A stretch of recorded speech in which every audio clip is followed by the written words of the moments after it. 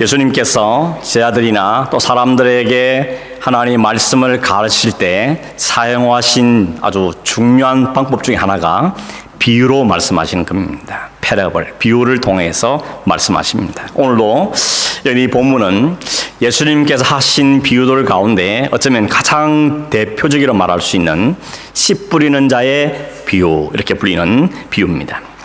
오늘 본문 1절에 보면 예수님께서 바닷가에 가셨는데 큰 무리가 예수님께 나왔다 그랬습니다. 사람이 너무 많으니까 예수님께 하신 행동이 뭔가 하면 살짝 그 무리를 벗어나서 바닷가에 매여 있는 배에 올라 앉으셨습니다. 예수님은 배 위에 앉으시고 많은 무리들은 그 가운데 해변가에 서 있었다, 이렇게 말씀하고 있습니다. 그리고 그 상태에서 하나님 예수님께서 말씀을 전하십니다. 이 그림이 그리시죠. 그림이 그리실 겁니다. 왜 예수님께서 배 위에 올라앉으셨을까? 혹 지금 궁금한 분이 계실지 모르겠는데, 당시에는 오늘처럼 이렇게 마이크나 이런 음량 시설이 안 돼 있죠. 그냥 생음악, 생소리로 이렇게 설교를 해야 됩니다. 오죽이나 사람 많았습니까? 베세다 들판에 있을 때는 그때 카운트를 하죠. 여자와 아이를 빼고도 5,000명이 됐다 그랬습니다. 어마어마한 숫자가 이렇게 모여서 말씀을 듣는데 마이크도 없이 설교한다는 게 얼마나 힘들었겠습니까? 아마 목이 할 때마다 목이 쉬었지 않을까, 이런 생각도 해보게 됩니다. 근데 오늘 본문에 보면 예수님께서 배 위에 앉으십니다. 그리고는 말씀을 전하는데 여기 이유가 있는 거죠. 바람이 바다에서 육지로 부는 그 바람을 이용해서 하나님 말씀을 전하신 겁니다. 이건 제 상상이 아닙니다.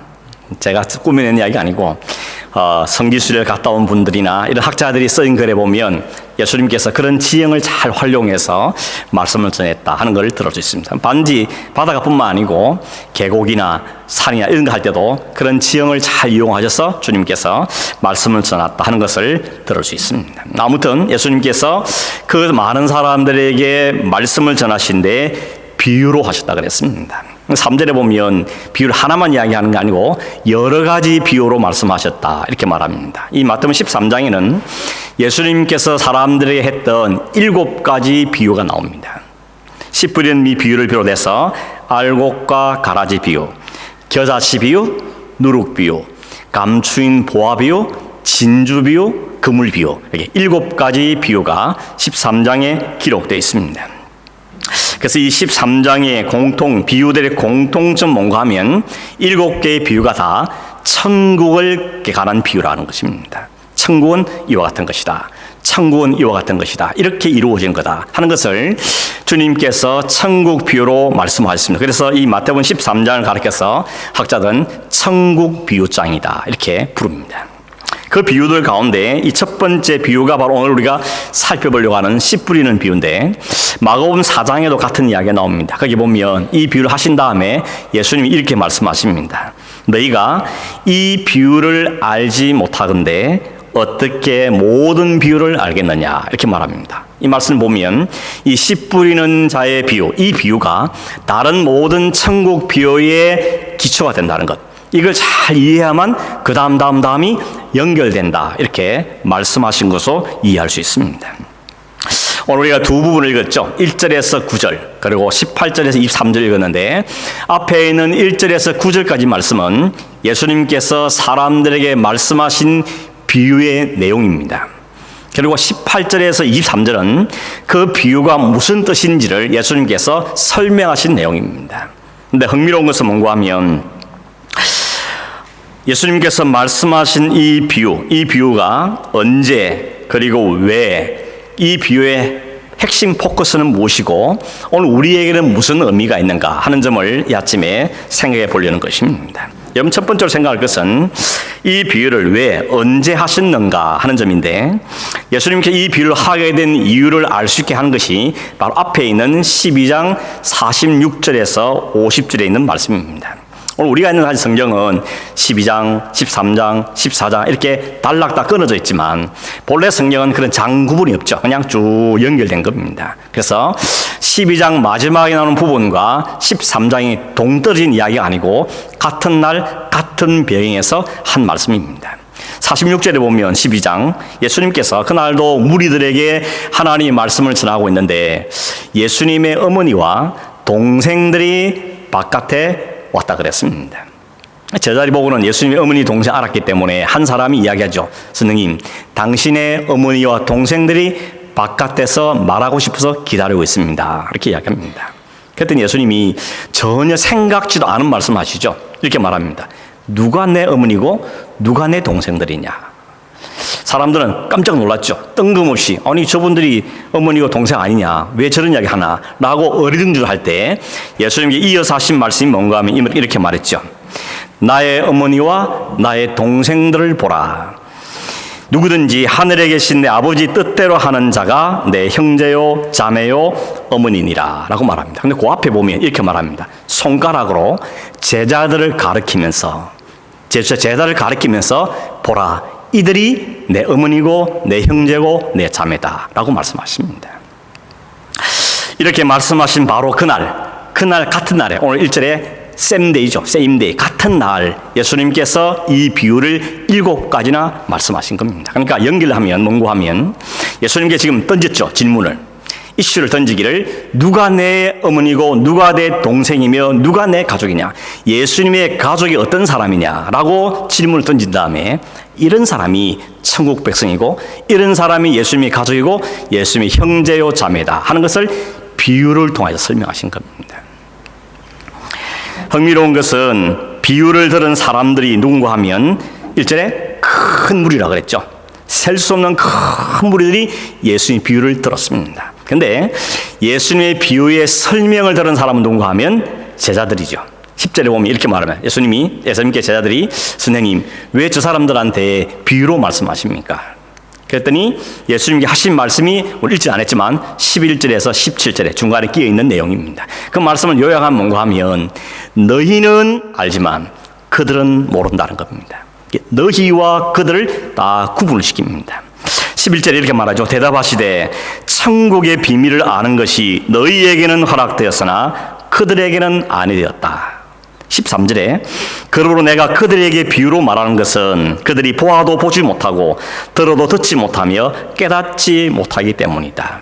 이어서 16절에 그러나 너희 눈은 봄으로 너희 귀는 들음으로부터 복이 있도다 라고 말합니다. 예수님께서 너희와 그들, 제자들과 큰 무리를 구분하신 것입니다. 예수님께서 하신 이 씨 뿌리는 비유를 가만히 보면 4가지 밭을 이야기하잖아요. 근데 이걸 크게 나누면 둘로 나누어집니다. 하나는 결실을 할 수 있는 밭, 하나는 결실할 수 없는 밭. 크게 나눌 수 있는 거죠. 비슷비슷하게 이야기하겠지만 아마 크게 나누는 둘로 나눌 수가 있는 것입니다. 결실할 수 없는 밭은 처음에 말한 3가지죠. 길가 같은 밭, 돌짝 같은 밭, 가시더기 같은 밭. 이건 결실할 수 없는 밭입니다. 마지막에 있는 밭은 좋은 밭, 결실 100배, 60배, 30배를 결실할 수 있는 밭. 이렇게 나눌 수가 있다는 이야기입니다. 앞에 연결시키면 결실할 수 없는 3가지 밭은 큰 무리를 지칭하는 것이고 결실할 수 있는 밭은 제자들을 가리킨다고 이야기할 수가 있는 것입니다. 좀 더 세밀하게 말하면 이 3가지 밭은 천국의 비밀을 알 수 없는 무리들, 그러니까 보아도 보지 못하고 들어도 듣지 못하고 깨닫지 못하는 그냥 나와 있는 그 큰 무리들, 이들이 처음 3가지 속하는 것이고 열매를 맺는 그 좋은 땅에 속하는 것은 제자들을 가리킨 것이라고 이해할 수 있습니다. 혹 마음에 제자들이 그렇게 대단한 사람인가 혹 궁금한 질문이 생기면 계시면 조금 기다리십시오. 너무 급하게 서지 마시고 설명을 다시 하겠습니다. 어쨌든 여기서 우리가 알 수 있는 뭔가 하면 예수님이 하신 이 씨 뿌린 비유의 핵심은 우리가 흔히 많이 들은 것처럼 우리가 좋은 땅이 돼야 돼. 좋은 마음밭을 갈아야 돼. 그래야 우리가 좋은 결실 맺을 수 있어 라고 좋은 밭이 되어야 된다 하는데 포커스가 있는 건 아니란 점을 먼저 기억하셔야 됩니다. 우리는 그렇게 너무 많이 들어왔죠. 저도 어릴 때부터 늘 그렇게 들어왔고 또 그렇게 알고 있을 때가 많았습니다. 근데 이 12장, 13장 이 비유를 가만히 돌아다 보니까 예수님의 그 포커스가 좋은 밭이 돼야 된다 하는 데 있는 게 아니구나 하는 것을 알게 된 것입니다. 그저 많이 몰려온 무리들이 아니라는 겁니다. 진짜 천국 백성은 누구냐를 주님은 지금 다루고 계시는 겁니다. 예수님의 관심은 누가 진짜 천국 백성이냐, 누가 진짜 예수님의 가족이며 예수님의 어머니고 형제냐 하는 이슈를 던지면서 이런 자가 천국의 백성이다 하는 것을 말씀하시는 것이 이 비유의 핵심이라는 것입니다. 그러니까 그냥 많은 무리가 몰려왔어요. 이들이 다 하나님 가족이다. 이 의미가 아니고 그들은 보아도 보지 못하고 듣지도 듣지 못하고 깨닫지 못하는 자들이란 겁니다. 그들이 온 이유는 정치적 목적 때문에 배가 고파서 빵을 위해서, 혹은 아파서, 혹은 예수님 하신 말씀이 대단하니까, 혹은 기적을 보고 싶어서 이런 이유도 왔지만 그들은 와서 듣고 보아도 듣지 못하는 겁니다. 깨닫지 못한다는 겁니다. 그들을 가리켜서 주님께서는 열매 맺지 걸치하지 못한 자들이라고 이야기하고 있는 것입니다. 물론 여러분, 우리 마음밭을 잘 가꿔야 되고 우리 마음을 좀 아름답게 잘 가꾼다는 건 중요한 겁니다. 성경에도 그게 하고 있습니다. 예를 들면 잠언서 같은 데 보면 우리의 마음을 얼마나 소중히 여깁니까? 그리고 우리 마음을 잘 가꾸라. 우리의 마음의 정원을, 이 가든을 잘 가꾸고 있다는 말씀을 많이 하고 있습니다. 몇 가지 예를 들어보면 잠언 4장 23절에 보면 모든 지킬 만한 것 중에 더욱 내 마음을 지키라. 마음이 그 중요하다는 겁니다. 모든 게 마음에서 나옵니다. 모든 생명의 근원이 이에서 난다고 말합니다. 여러분, 우리 마음을 잘 가꿔야 되는 겁니다. 부드럽게, 아름답게, 긍정적이게 뿐만 아니라 잠언 15장 13절에 보니까 마음의 즐거움은 얼굴을 빛나게 하여도 마음의 근심은 심령을 상하게 한다. 마음이 즐거우면 얼굴이 빛이 나는데 마음이 힘들고 하면 심령이 상한다고 말합니다. 이 마음을 잘 갖고 있는 것이죠. 얼마나 중요한지 모릅니다. 한 구절만 더 보면 잠언 15장 28절에 의인의 마음은 대답할 말을 깊이 생각하여도 악인의 입은 악을 쫓느니라. 의로운 마음은 신중하다는 것입니다. 잘 생각하고 깊이 생각하고 다른 사람을 세우고 다른 사람을 높이고 긍정의 말을 끌어내는 이런 마음이 의인의 마음이다 라고 말합니다. 그래서 이런 마음을 잘 가꾸는 게 필요한 것입니다. 그러나 오늘 이 비유의 가장 핵심적인 포커스는 마음을 잘 가꿔야 한다는 아니다는 것을 말씀드리는 겁니다. 여러분 오해하지 마시길 바랍니다. 마음이 안 중요하다는 말이 아니고 이 본문이 말하는 것은 우리의 마음을 가꾸는 데 포커스가 있는 것이 아니고 어떤 마음이 진짜 주님의 형제의 마음이고 주님의 가족의 마음인가 하는 것을 우리에게 말씀하시는 데 의미가 있다는 것입니다. 그러면 예수님이 비유에서 말씀하신 이 밭은 무엇이고 씨는 무엇인가 하는 것이죠. 밭은 땅을 이야기하는 것이죠. 땅을 이야기하는 것입니다. 그리고 어떻게 보면 주님이 사람의 마음을 이야기하기도 하는 것입니다. 사람의 마음 혹은 땅을 밭이다 이렇게 이야기합니다. 여러분, 하나님께서 천지를 만드실 때 땅은 몇째 날 만드셨죠? 세 번째 날. 세 번째 날에 하나님께서 땅을 만드십니다. 그리고 그 땅만 만드는 게 아니고 그 땅에서 모든 종류의 채소들, 풀들, 그 다음에 열매 맺는 나무들이 나라 그랬습니다. 그대로 됐습니다. 하나님 보시기에 좋았다 그랬습니다. 여러분, 처음 땅은 좋은 겁니다. 거기에 좋은 것만 났습니다. 기름지고 먹음직스럽고 사람의 삶을 윤택하게 할 것들만 풍성한 것이 처음 창조된 땅의 모습이었습니다. 그런데 3장에 딱 넘어가면 어떻게 벌어집니까? 인간이 죄를 짓죠. 하나님 말씀에 불순하고 죄를 짓습니다. 그리고 그 죄를 지음으로 하나님께 저주를 받습니다. 그런데 여러분, 인간만 저주를 받은 게 아니고 땅도 함께 저주를 받죠. 그게 창세기 3장 17절 18절인데 이렇게 말합니다. 땅은 너로 말미암아 저주를 받고 너는 내 평생에 수고하여 그 소산을 먹으리라. 땅이 내게 가시덤불과 엉겅퀴를 낼 것이라. 네가 먹을 것은 밭의 채소인즉 네가 흙으로 돌아갈 때까지 얼굴에 땀을 흘려야 먹을 것을 먹으리니 네가 그것에서 취함을 얻었음이라. 너는 흙이니 흙으로 돌아갈 것이니라 하시니라. 이렇게 인간의 범죄로 인하여서 인간들이 저주를 받을 뿐만 아니라 그 인간들이 사는 땅도 이제는 가시덤불을 내고 엉겅퀴를 내기 시작했다는 것입니다. 그럼 여러분, 땅이 이렇게 저주받은 것, 오늘도 온 땅이 얼마나 지금 엉망입니까? 가뭄이다, 홍수다, 비가 온다, 안 온다, 온갖 질병이다. 온 지구의 땅이 몸살을 앓고 있습니다. 이건 뭘 보여주는가 하면 인간들의 죄의 결과라는 것입니다. 인간의 죄를 짐으로 자신들이 하나님께 저주를 받을 뿐만 아니라 그 인간이 살린 그 터전인 땅도 저주를 받았다는 것입니다. 근데 하나님께서 저주하신 다음에 곧바로 하나님 약속을 주셨죠. 그게 창세기 3장 15절 말씀인 겁니다. 내가 너로 여자와 원수가 되게 하고 내 후손도 여자의 원수가 되게 하리니 여자의 후손은 내 머리를 상하게 할 것이요 너는 그의 발꿈치를 상하게 할 것이라. 이건 뱀한테 한 거리요. 뱀한테. 그 뱀은 사탄을 상징하는 것이죠. 너가 범죄케 해서 이 온 땅에 죄가 들어왔지만 그 장차 여자의 후손이 오면 그 여자의 후손이 내 머리를 박살낼 거라는 겁니다. 그 사탄의 뱀으로 상징되는 사탄의 머리를 부수고 하나님께서 다시 구원을 회복할 이로써 하나님 약속한 게 여자의 후손입니다. 후손이라는 단어가 히브리어 제라라고 하는데 제라는 씨라는 뜻입니다. 여자의 후손, 다섯에서 여자의 씨가 와서 사탄의 머리를 박살내고 인간뿐만 아니라 자연 모든 것들을 회복하게 될 거라 하는 그 회복의 말씀을 약속으로 주신 것입니다. 그러니 오늘 본문에 나오는 씨는 결국 누굴 이야기합니까? 그 여자의 후손은 예수 그들을 상징하는 우리가 다 알고 있는 것이죠. 그러므로 오늘 이 비유와 연결시키면 어떻습니까? 씨를 뿌리는 자가 와서, 씨를 뿌리자는 농부겠죠. 농부가 와서 씨를 뿌리고 그 씨가 자라서 결실하게 되는 자연 과정을 설명하면서 그 씨는 예수 그리스도라는 것입니다. 그 예수 그리스도가 마음에 심겨지면 그 심겨진 그곳에서 싹이 나고 열매와 결실을 하게 될 것을 말씀하시는 것이 이 창세기 3장 15절에 담겨 있는 이야기고 그게 오늘 씨 뿌린 비유와 연결되는 것입니다. 여러분, 예수님께서는 19절에 이 비유를 설명하실 때 이 씨를 뭐라고 하면 천국 말씀을 듣고 깨닫는 자, 이렇게 천국 말씀이라고 이야기합니다. 씨는 말씀이다라고 이야기하는 겁니다. 근데 요한복음 1장 1절에 보면 태초에 말씀이 계시니라. 이 말씀이 하나님과 함께 계시니 이 말씀은 곧 하나님이시니라고 말합니다. 그리고 14절에 말씀이 육신이 되었다고 이야기하죠. 여기 말씀 누굴 가리킵니까? 예수님 가리키는 것이죠. 그러니까 예수님이 씨요 말씀이라는 것을 우리는 알 수가 있는 것입니다. 좀 복잡해지셨습니까? 정리를 하면 이런 겁니다. 이 예수님의 비유에 나오는 그 씨는 하나님께서 뿌리신, 하나님 보내신 예수 그리스도를 의미하는 거죠.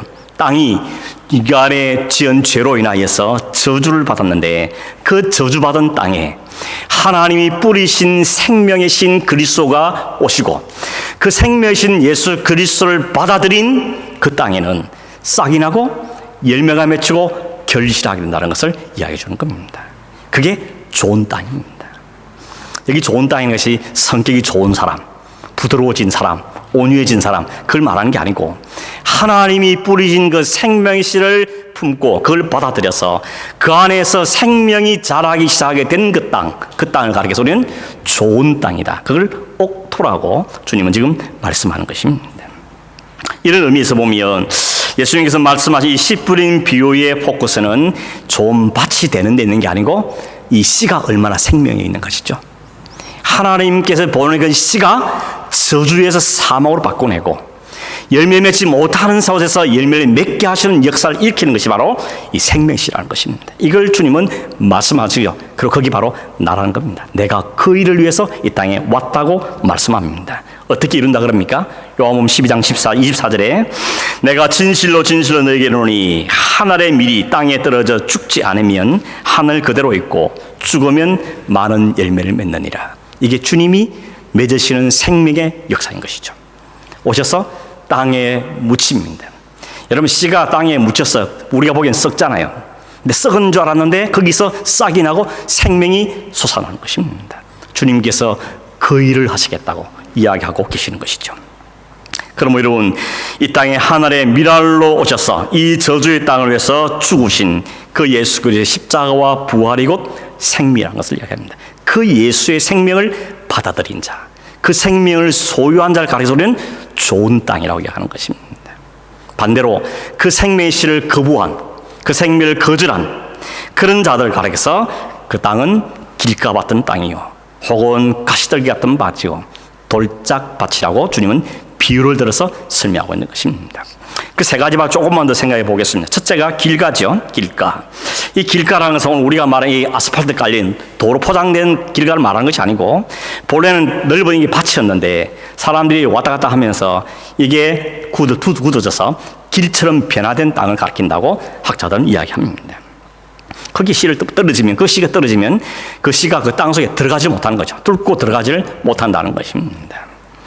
주님이 설명하시죠. 말씀을 천국 말씀을 들어도 깨닫지 못하고 복음의 필요성을 인식하지도 못하며 오직 세상에 사는 게 전부인 것처럼 세상이 주는 행복과 즐거움은 쾌락만 추구하는 살면서 나는 복음이 필요하지 않은 사람이라고, 나에게는 예수 그리스도 없어도 괜찮은 사람이라고 말하는 그 마음의 상태를 가리켜서 길가 같은 마음이라고 주님이 설명하십니다. 여러분, 롯이 하나님의 계시를 받아서 유황불로 우리가 사는 이 소돔과 고모라를 멸망시키구나 하는 계시를 알게 됐습니다. 그걸 사람들이 전합니다. 특별히 자기 가족들에게. 근데 사회들이 어떻게 하죠? 농담을 여기 있다 그러죠. 필요 없다고, 우리 안 간다고, 여기 살 거라고. 왜 그렇습니까? 여기가 좋다는 거죠. 소돔과 고모라 성이 주는 그 쾌락, 그 안전함, 그 풍요함이 좋지 나는 여기서 나갈 이유가 없다고, 구원받을 필요가 없다고 말한 것이 롯의 사회들이 되는데, 그게 바로 길가 같은 마음인 것입니다. 예수님 시대로 말하면 예수님은 지금 바리새인 같은 자들 향해서 이렇게 비유하고 있는 것입니다. 이 사람들 어떤 사람입니까? 율법을 가졌고 매일매일 제사도 잘 지내고 있고 설교도 잘 지키고 있고 스스로 도덕적으로 모범이 되고 있고 사람이 다 선생님이라고 칭찬해주고 있고 잘 살고 있는데 무슨 와서 회개하라는 둥, 뭐 회개하라 그러고 구원이 필요하다고 말하는데 필요 없다는 것입니다. 예수가 필요한 거 없는 것입니다. 그래서 어떻게 합니까? 거부할 뿐만 아니라 그를 십자가에 내몰아서 죽여버린 것입니다. 이게 길가 같은 마침입니다. 예수를 받지 않아 아예 거부해버리는 것, 그게 바로 길가의 밭이라는 것이죠. 거기에 떨어진 씨는 어떻게 된다 그랬습니까? 새가 와서 먹어버린다 그랬죠. 어떤 분은 그래요. 어떤 부흥사님 그랬습니다. 설교자는 졸면 안 된다고, 그러면 말씀이 떨어져도 사탄이 확 주워먹는다고 그렇게 이야기하는데, 여러분, 설교에서 졸면 안 되겠지만 이 말씀이 설교에서 졸지 말라고 주는 비유는 아닌 것이죠. 여기 나는 새가 뭘 상징합니까? 예수님 설명하죠. 악한 자가 왔어, 이렇게 말했죠. 그 악한 자는 누구겠습니까? 사탄을 이야기하는 것이죠. 사탄은 호신탐탐교회를 엿보면서 하나님에 대해서 그리스도에 대해서 배차고 부정하는 자들을 그냥 두지 않는다는 것입니다. 그들을 집어삼킨다고 이야기하고 있는 것이죠. 두 번째 등장하는 밭이 돌밭인데, 오늘 성경에 보니까 말씀을 기쁨으로 받기는 하는데 환난과 핍박이 오니까 그냥 넘어지는 상태, 그걸 이야기한다 그랬죠. 그게 바로 이 돌밭이 이야기합니다. 겉으로 보면 분명히 흙이었는데 조금만 파보니까 밑에 완전 돌짝밭입니다. 그래서 씨가 금방 싹이 맺히려고 했더니 태양비에 타버리는 것을 이야기한다는 것이죠. 우리 식으로 말하면 말씀은 듣기도 하는데 때로는 감동도 받는데 때로는 기쁨도 있고 막 찬양도 열심히 했는데 환난과 핍박이 오니까 신앙 필요 없다는 것이죠.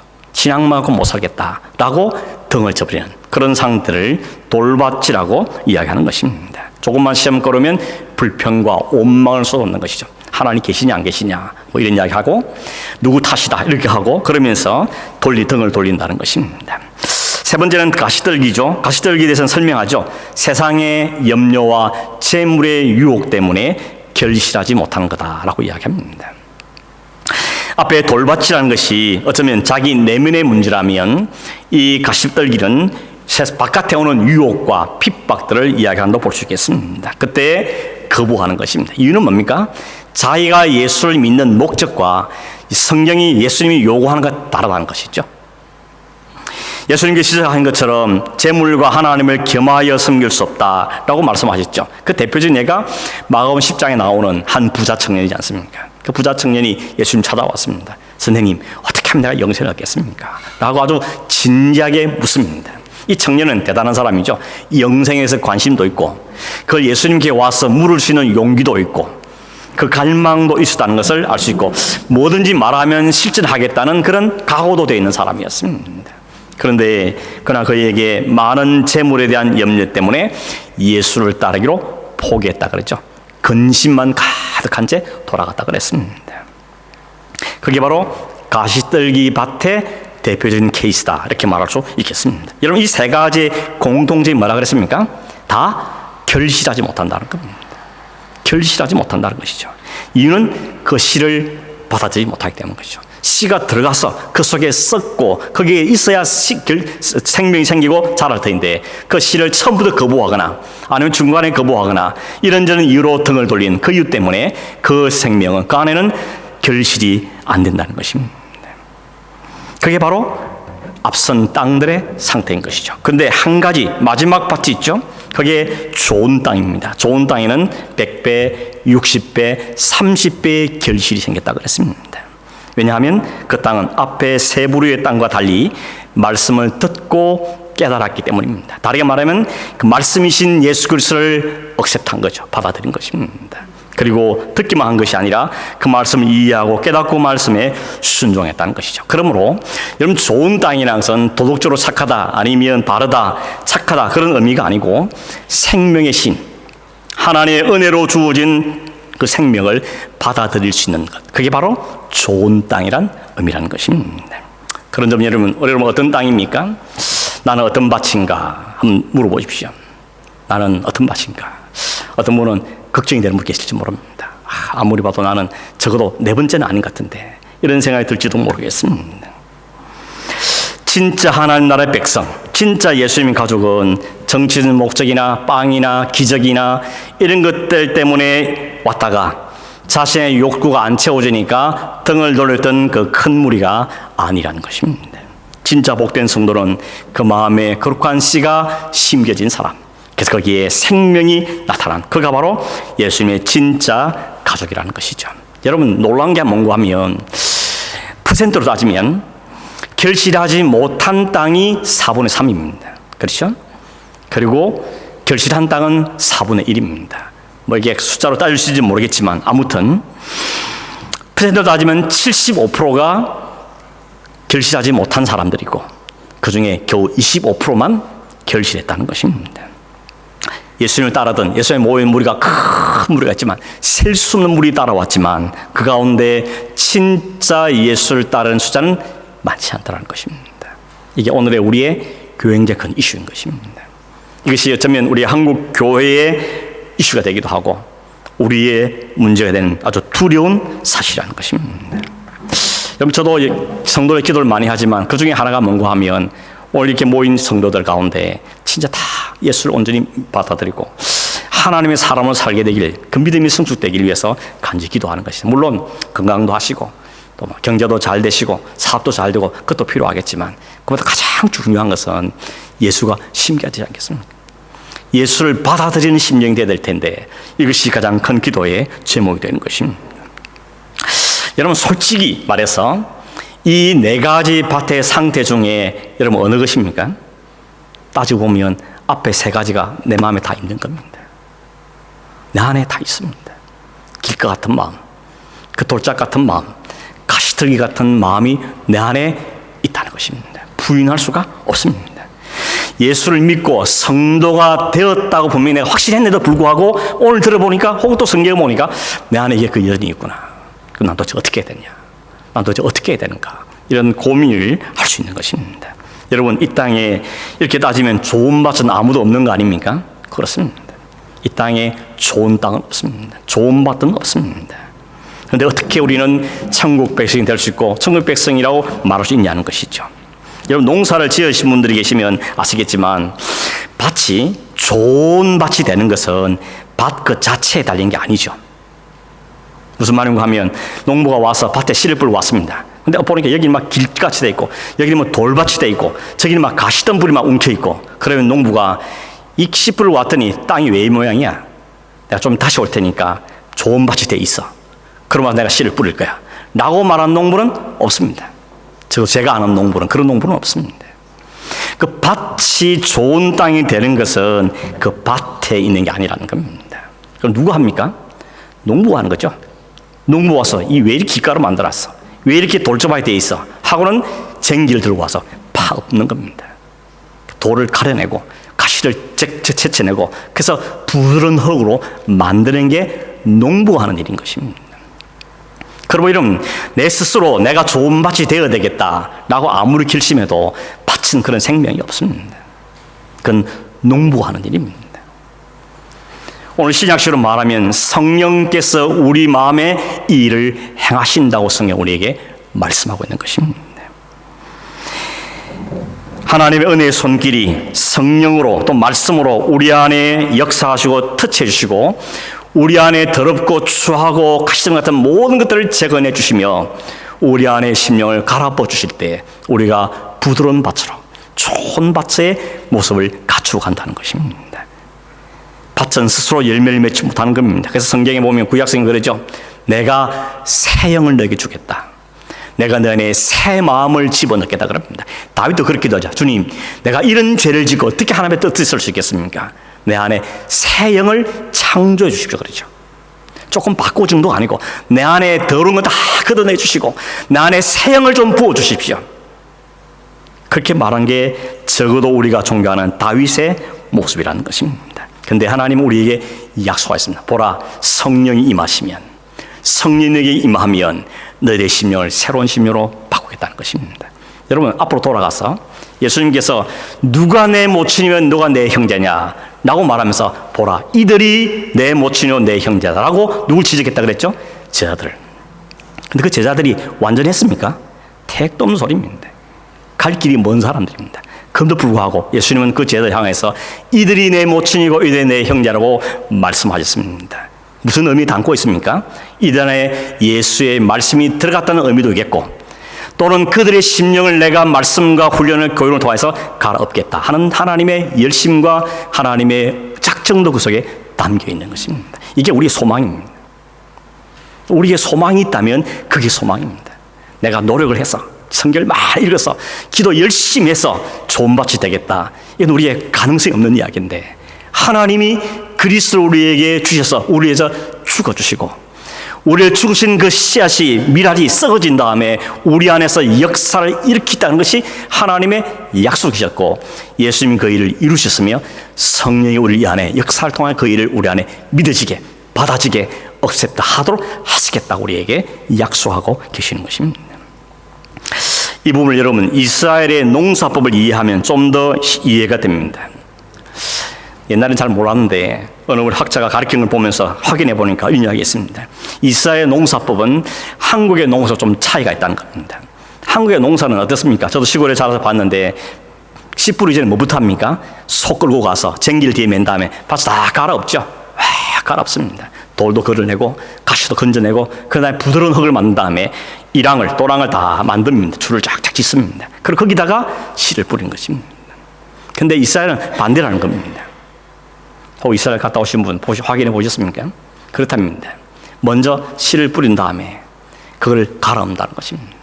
그러면 길 같은 밭도 부드럽게 돌자 같은 밭도 부드럽게 가시덤 같아도 제거하고 그래서 부드럽게 흙을 만들고 그 안에 씨가 깊숙이 들어가서 거기에 열매가 맺히게 된다는 이야기인 것입니다.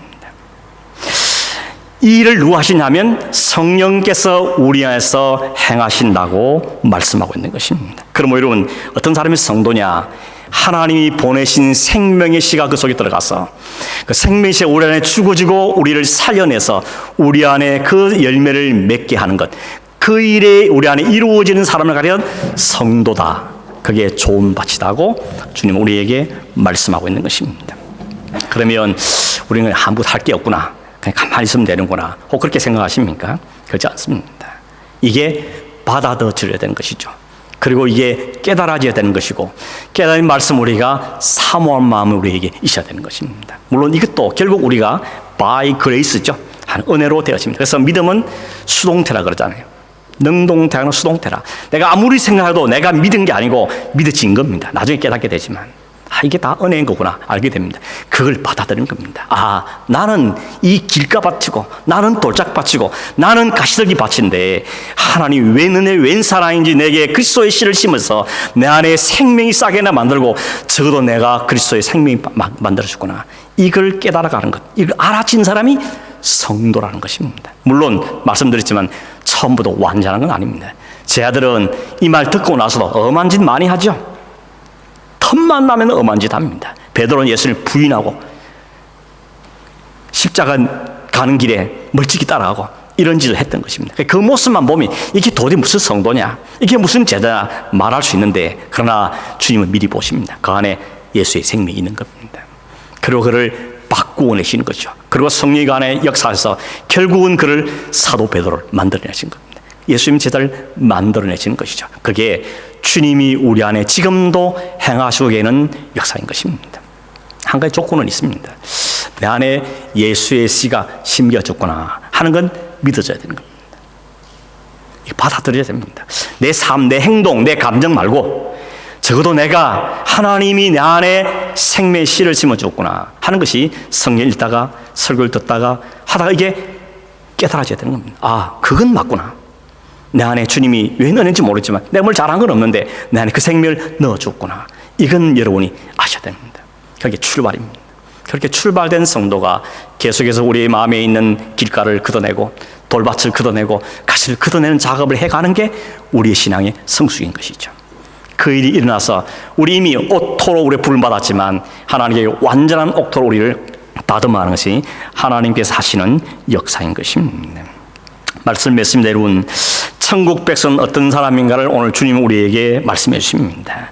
길가 같고 돌밭 같고 아무리 봐도 가시들기투성인 우리에게 하늘로부터 생명의 씨가 떨어져서 우리 안에 죽어주시고 우리를 그 안에 살려내셔서 우리로 하여금 생명의 씨를 맺는 사람으로 만들어가는 것을 깨달아진 사람, 아, 그게 내가 참여했구나 이걸 아는 사람이 옥토고 그게 바로 하나님의 가족이고 그게 예수님의 생명인 것입니다. 그 주님은 제자들 보고 이들이 내 모친이고 이 내 형제라고 말씀하신 겁니다.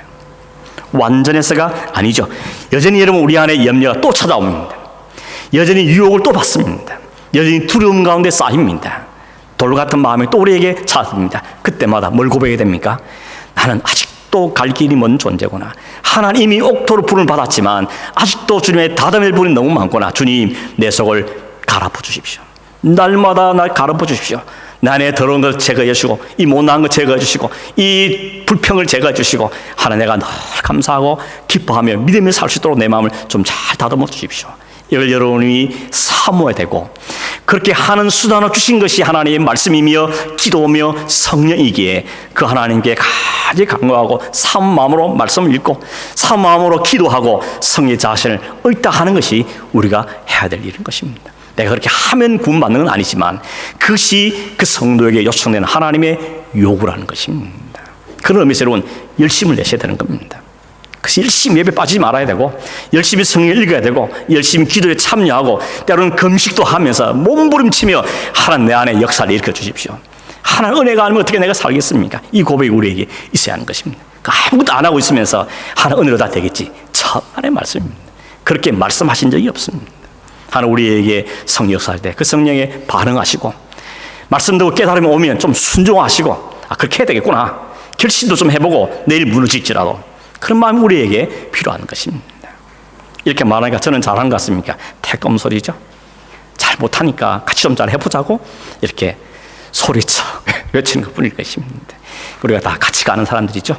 이제 시작에 불과합니다. 아직 갈 길이 먼 사람들입니다. 그러나 적어도 내 안에 예수에 대한 사모함이 생겼고 진리에 대한 사모가 생겼다는 이게 감사한 거죠. 그래서 주님 뭐랍니까? 이들이 복이 있는 자라는 것입니다.